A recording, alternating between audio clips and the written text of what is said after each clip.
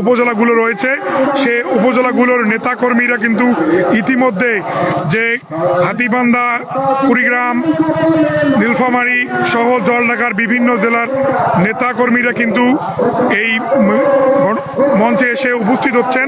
আপনাদেরকে দেখাচ্ছি যে তিস্তা ব্যারেজের উপর দিয়ে কিন্তু হাতীবান্ধা, পাটগ্রাম, কালীগঞ্জ, আদিতমারি সহ লালমনিরহাট সদরের বিভিন্ন এলাকা থেকে নেতাকর্মীরা আসছে।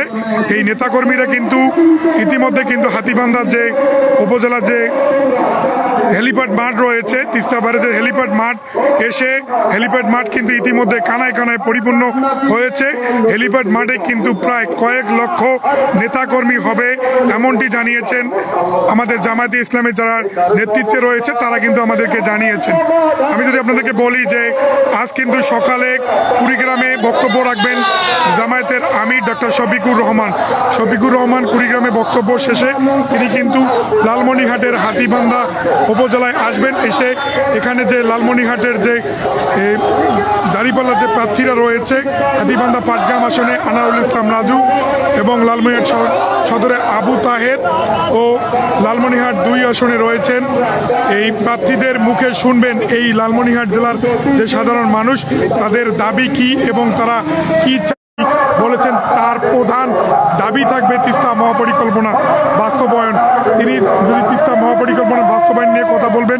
লালমনিরহাট, বুড়িমারি আর লালমনিরহাটে আসছেন জামায়াতে ইসলামের আমির ডক্টর শফিকুর রহমান। তিনি প্রথমে কুড়িগ্রামে জনসভা শেষে তিনি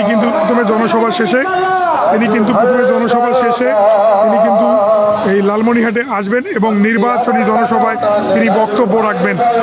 আপনারা দেখছেন যে আমার সামনে বিভিন্ন মিছিল, খণ্ড খণ্ড মিছিল নিয়ে কিন্তু বিভিন্ন ইউনিয়ন, ওয়ার্ড সহ জেলার যে নেতৃবৃন্দরা রয়েছে তারা কিন্তু এখানে আসছেন। তারা দেখছেন যে বিভিন্ন প্রতীকের ছবি সহ তিনি কিন্তু মাথায় বিভিন্ন ব্যানার এবং স্লোগান দিয়ে কিন্তু তারা কিন্তু এই মিছিলটি কিন্তু বিভিন্ন মিছিল মিটিং নিয়ে এখানে আসছেন।